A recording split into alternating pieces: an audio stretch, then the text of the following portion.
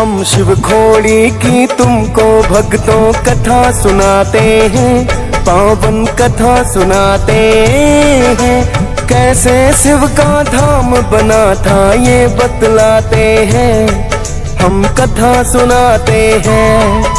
हम शिव खोड़ी की तुमको भक्तों कथा सुनाते हैं, पावन कथा सुनाते हैं। कैसे शिव का धाम बना था ये बतलाते हैं, हम कथा सुनाते हैं। बड़ा पावन है ये धाम जहाँ शिव ने किया विश्राम। बड़ा पावन है ये धाम जहाँ शिव ने किया विश्राम। प्रिय भक्तजनों, आज हम आपको भगवान भोलेनाथ के पावन स्थान शिव खोड़ी धाम की कथा सुनाएंगे। प्रिय भक्तों, भगवान शिव का ये स्थान जम्मू कश्मीर के रियासी जिले में पड़ता है, जो शिव भक्तों के लिए एक लोकप्रिय तीर्थ स्थल है। इस गुफा में भगवान शिव का स्वयंभू शिवलिंग है, जिसके ऊपर सदैव दुधिया जल धार गिरती रहती है। कहते हैं भगवान भोले शंकर यहाँ सा परिवार तो विराजमान है, जो कि अपने भक्तों की हर मनोकामना पूर्ण करते हैं। साथ ही यहाँ 33 कोटि देवों का वास है। प्रिय भक्तों, इस कथा के माध्यम से हम बताने की चेष्टा करेंगे कि किस प्रकार यहाँ भगवान भोलेनाथ और 33 कोटि देवों का निवास हुआ।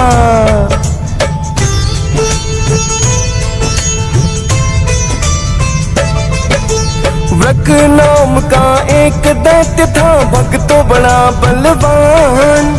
उसकी इच्छा थी पृथ्वी पर रहूं मैं सबसे महान।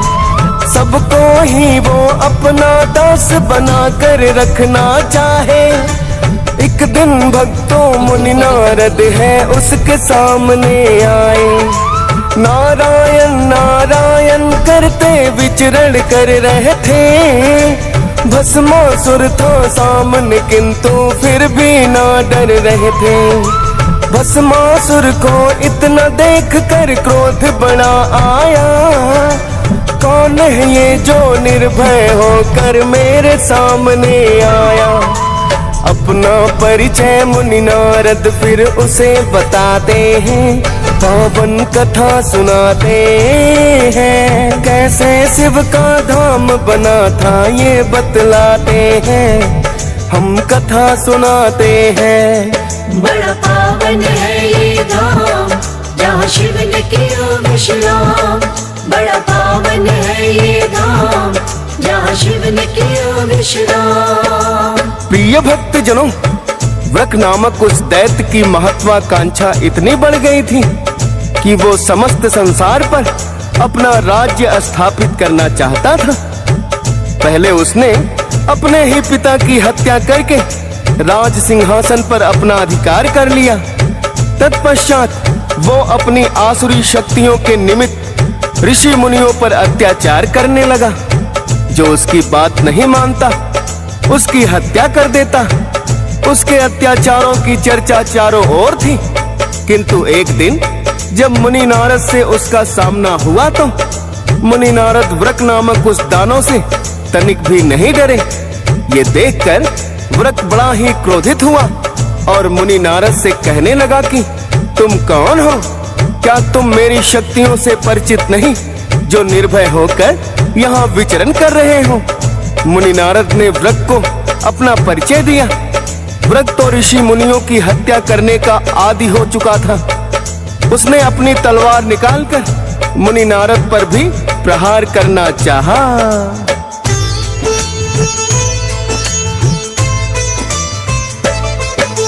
मुनि नारद को देख के उसने खींची है तलवार।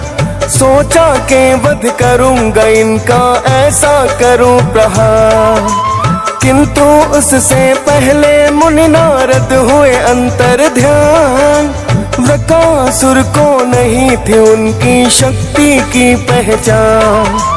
फिर से लौट कर मुनि नारद है उसके सामने आए। वृकासुर पूरी शक्ति से फिर तलवार चलाए।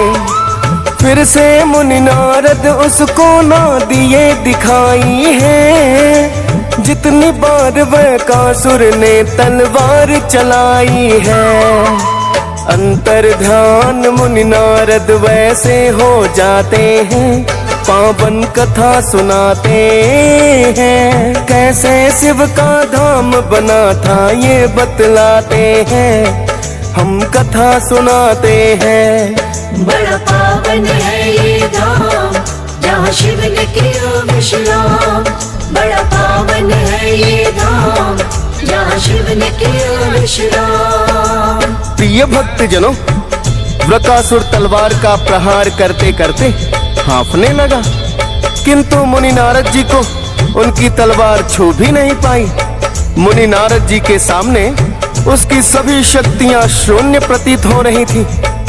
मुनि नारद जी तो नारायण नारायण करते करते वहां से प्रस्थान कर गए, किंतु वृकासुर को अपने आप पर ही क्रोध आने लगा कि मैं समस्त पृथ्वी पर अधिकार करना चाहता हूँ और एक साधारण सा मुनि मुझसे शक्तिशाली है, तो मैं भला कैसे पृथ्वी पर अपना राज्य स्थापित करूंगा।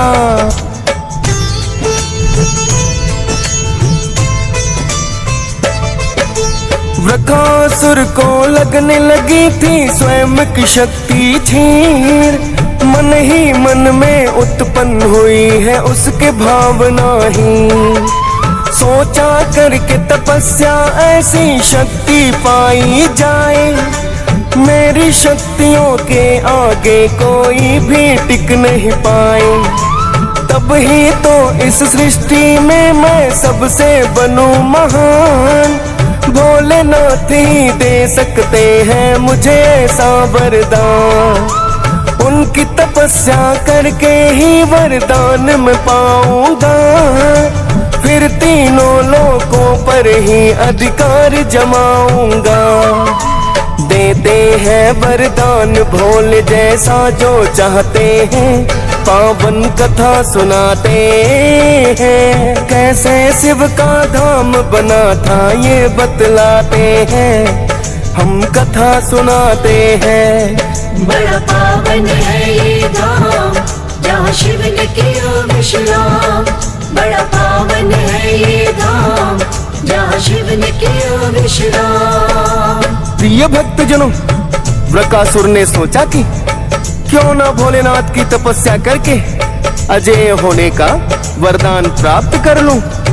ऐसा सोचकर वृकासुर भोलेनाथ की तपस्या में लीन हो गया और वृकासुर ने अनेकों वर्षों तक भोलेनाथ की कठोर तपस्या करके उन्हें प्रसन्न कर लिया। वृकासुर की तपस्या से प्रसन्न होकर भगवान शिव ने उसे दर्शन दिए और वरदान मांगने को कहा।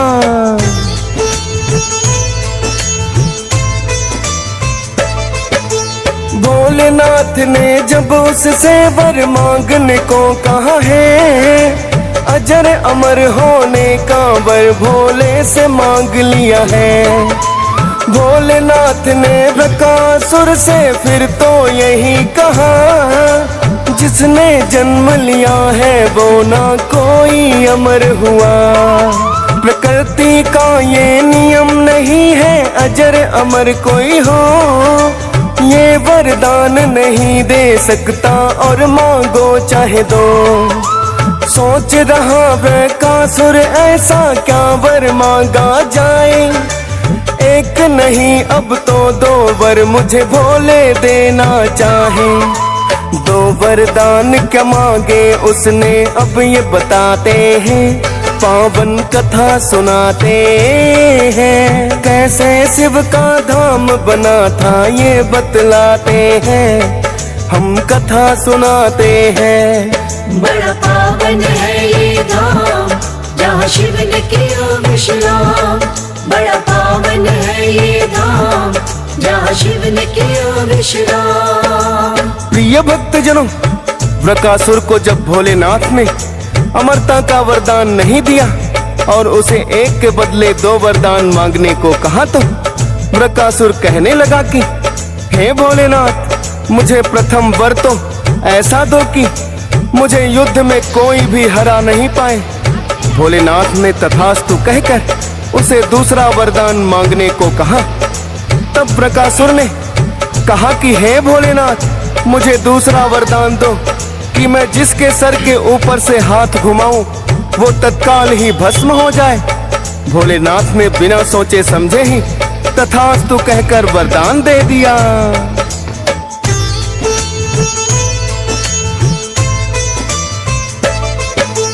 भोलेनाथ से बृकासुर ने ऐसा वर है पाया, जिसको चाहे भस्म करने का बल है उसमें आया। बृकासुर से अब भक्तों बन गया वो भस्मासुर। भोलेनाथ को भस्म करने के लिए हुआ आतुर। बिना ही सोचे समझ दिया एक दैत्य को वरदान। वर दे करके संकट में आए खुद के ही प्राण। यद्यपि भस्मासुर ने भोलेनाथ से ही वर पाया, पाकर के वरदान उन्हीं को भस्म करना चाहा। सब देवों में इसीलिए भोले कहलाते हैं, पावन कथा सुनाते हैं। कैसे शिव का धाम बना था ये बतलाते हैं, हम कथा सुनाते हैं। बड़ा पावन है ये धाम, जहाँ शिव ने किया विश्राम। बड़ा पावन है ये धाम, जहाँ शिव ने किया विश्राम।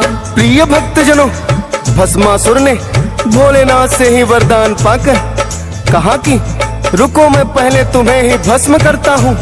इतना कहकर भस्मासुर भोलेनाथ की ओर बढ़ा तो भोलेनाथ तत्काल ही अंतर्ध्यान हो गए।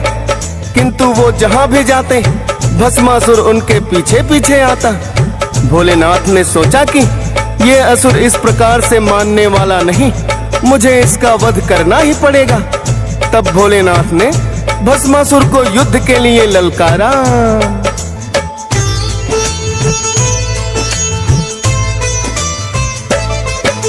भोलेनाथ ने भस्मासुर को युद्ध के लिए ललकारा। बोले के पापी मेरे हाथों तू जाए मारा। भस्मासुर ने जो ही सुनी है भोले की हुंकार, वो तत्काल ही युद्ध करने को हो गया है तैयार। भोलेनाथ और भस्मासुर में जहाँ पे युद्ध हुआ है, आज भी वो रणभूमि है जिस रण सुजाता कहाँ है। वर भी अजय होने का उसको भोले ने दिया था। निर्भय होकर दैत्य युद्ध भोले से कर रहा था। भोलेनाथ भी भस्मासुर को हरा न पाते हैं, पावन कथा सुनाते हैं। कैसे शिव का धाम बना था ये बतलाते हैं, हम कथा सुनाते हैं। बड़ा पावन है ये धाम, जहाँ शिव ने किया विश्राम। बड़ा पावन है ये धाम, जहाँ शिव ने किया विश्राम। प्रिय भक्तजनों, क्योंकि भोलेनाथ ने भस्मासुर को अजय होने का वरदान दिया था, इसलिए भोलेनाथ भस्मासुर को युद्ध में नहीं हरा सके। भोलेनाथ और भस्मासुर के बीच भारी युद्ध हुआ। प्रिय भक्तों, जहां भोलेनाथ और भस्मासुर का युद्ध हुआ था, उसी रणभूमि को आज रणसु के नाम से पुकारा जाता है, जो कि शिवखोड़ी गुफा से लगभग 4 किलोमीटर पहले पड़ता है। यहीं से पवित्र गुफा की चढ़ाई शुरू हो जाती है।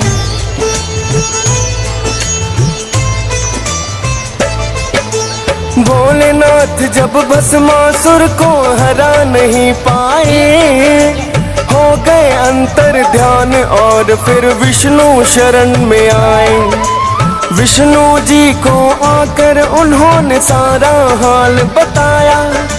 स्वयं का शत्रु भस्मासुर को वर दे करके बनाया। विष्णु जी ने कहा कि भोले निश्चिंत आप रहे, मैं जा करके वध करूं उसका जो मुझे आप कहें। कहने लगे भोले वो युद्ध में हार नहीं सकता है, अजय होने कवर भी मैंने उसको दे दिया है। विष्णु जी भी एक बार सुनकर मुस्काते हैं, पावन कथा सुनाते हैं। कैसे शिव का धाम बना था ये बतलाते हैं, हम कथा सुनाते हैं। बड़ा पावन है ये धाम जहाँ शिव ने किया विश्राम। बड़ा पावन है ये धाम जहाँ शिव ने किया विश्राम। प्रिय भक्तजनों, भोलेनाथ की यह बात सुनकर एक बार तो विष्णु जी भी मुस्कुरा उठे और विष्णु जी ने कहा कि हे महादेव, आप सच में बड़े ही भोले हैं। बिना ही सोचे समझे एक दैत्य को ऐसे वरदान दे दिए, किंतु भस्मासुर का वध करना तो आवश्यक है। यदि उसे युद्ध में नहीं हराया जा सकता तो कोई और युक्ति सोचनी होगी। प्रिय भक्तों, विष्णु जी ने भोलेनाथ से कहा कि जब तक मैं भस्मासुर का वध नहीं कर देता तब तक आप किसी गुप्त स्थान पर जाकर विश्राम करें।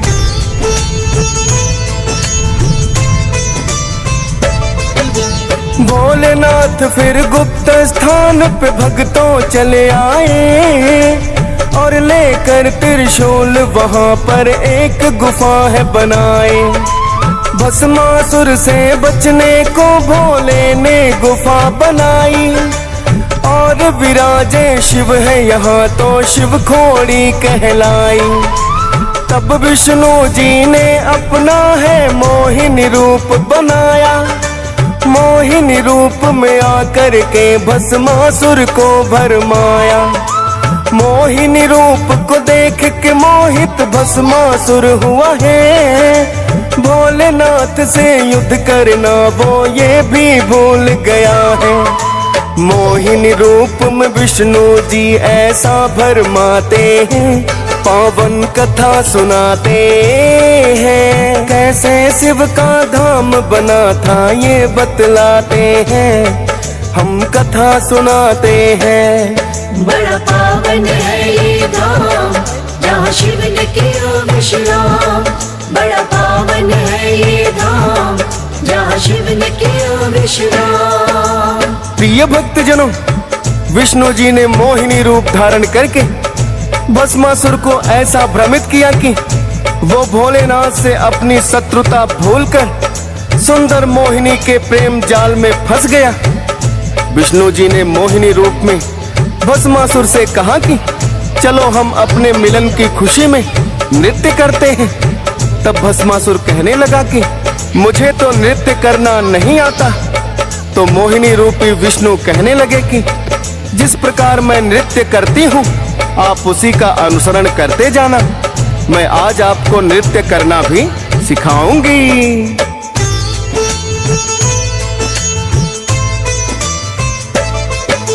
भस्मासुर ने मान ली है फिर मोहिनी की वो बात, नृत्य भी करने लगा है वो तो मोहिनी रूप के साथ। हो गया है वैसा ही जो विष्णु जी चाहते हैं, पहले तो भस्मासुर को वो खूब नचाते हैं। देखा कि भस्मासुर मेरा करता अनुसरण है, सोचा इसका वध करने का उचित यही क्षण है। मोहिनी रूप में बना रहे वो भिन्न भिन्न मुद्राएं, नृत्य करते करते अपना सर पे हाथ ले जाएं।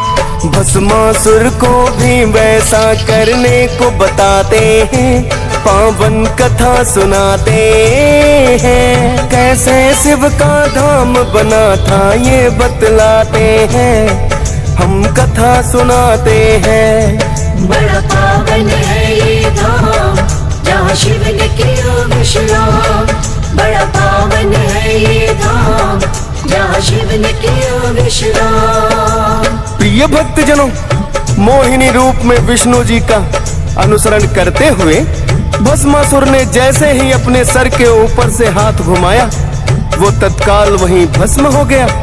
प्रिय भक्तों, भस्मासुर को भस्म करने के पश्चात भगवान विष्णु सभी देवताओं सहित भोलेनाथ द्वारा बनाई गई उस गुफा में गए और जाकर उन्हें बताया कि हे भोलेनाथ, अब चिंता की कोई आवश्यकता नहीं। अपने ही वरदान के कारण उस दैत्य का अंत हो गया। प्रिय भक्तों, भगवान शिव द्वारा बनाई गई यही गुफा आज शिवखोड़ी के नाम से जानी जाती है।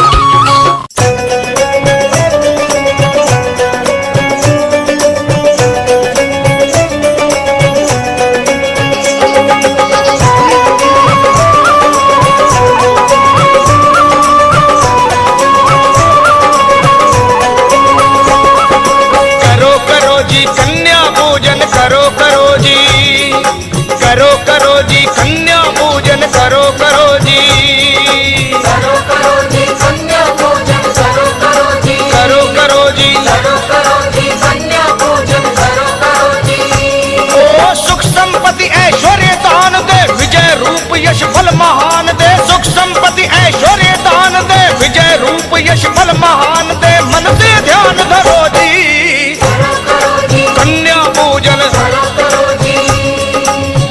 करो जी, कन्या पूजन करो करो जी, कन्या पूजन करो करो जी।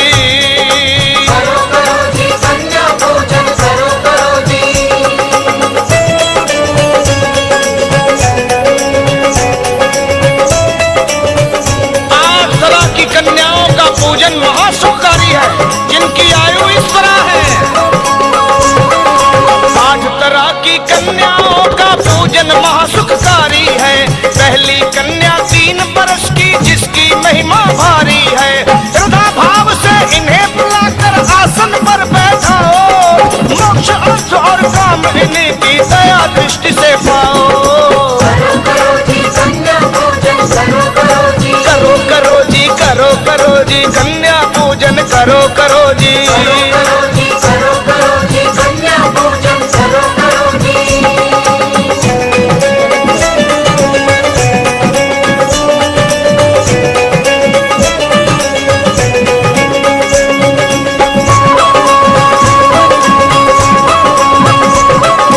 सूची कन्या कल्याणी के नाम से जानी जाती है।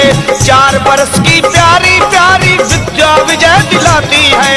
5 बरस की कन्या सुंदर, इसके चरण धुआओ, रोग नष्ट हो जाएंगे सब, जीवन भर सुख पाओ। करो करो जी, करो करो जी, कन्या पूजन करो करो जी, करो करो जी, कन्या पूजन करो करो जी। आयु 6 बरस की वो कन्या तो न्यारी है। साक्षात काली का रूप है, शत्रु पे जो भारी है। 7 बरस की कन्या पावन, जिसके घर में आई, लखायुष उसके घर में लक्ष्मी स्वयं चल कर आई। करो करो जी, कन्या पूजन करो करो जी, करो करो जी, कन्या पूजन करो करो जी, करो करो जी, करो करो जी, कन्या पूजन करो करो जी, कन्या पूजन करो करो जी।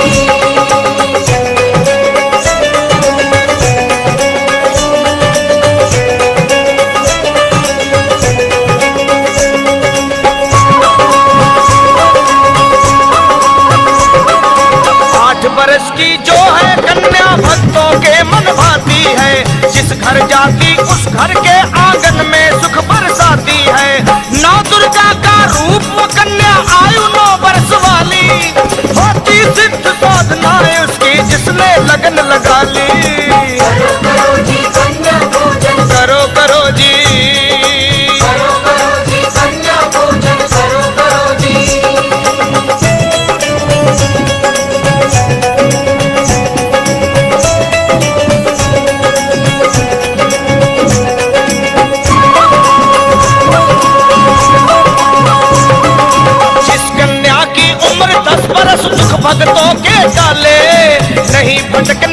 जीवन में हर पल यही संभाले। इनका पूजन करके जो भी भोजन इन्हें कराए, कहता लखा सुनो दे धड़क सुख संपत वो पाए। करो करो जी कन्या पूजन, करो करो करो करो करो करो करो जी कन्या पूजन, करो जी। ओ सुख संपत्ति ऐश्वर्य दान दे, विजय रूप यश फल महान दे। सुख संपत्ति ऐश्वर्य दान दे, विजय रूप यश फल महान दे। मन से ध्यान धरो जी, करो जी कन्या पूजन, करो जी, करो जी कन्या पूजन, करो जी, करो जी कन्या पूजन, करो जी, करो जी कन्या पूजन, करो जी।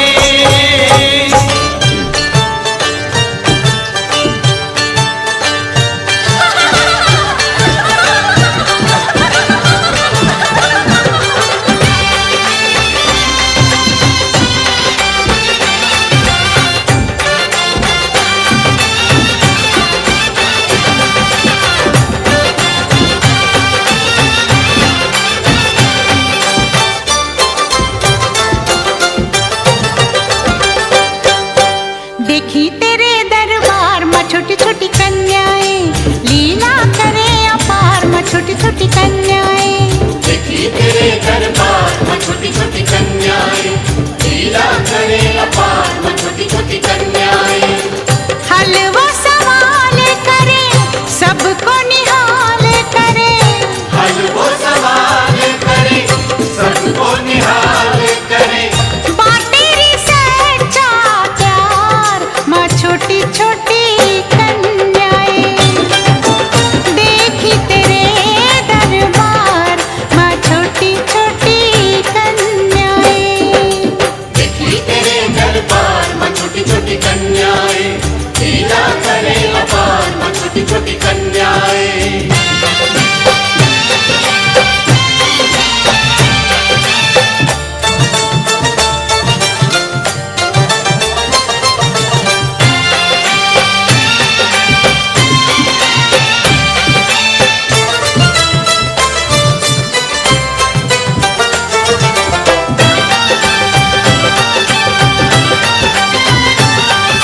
मुखमंडल का तेज न्यारा, कहते हैं वो रूप तुम्हारा।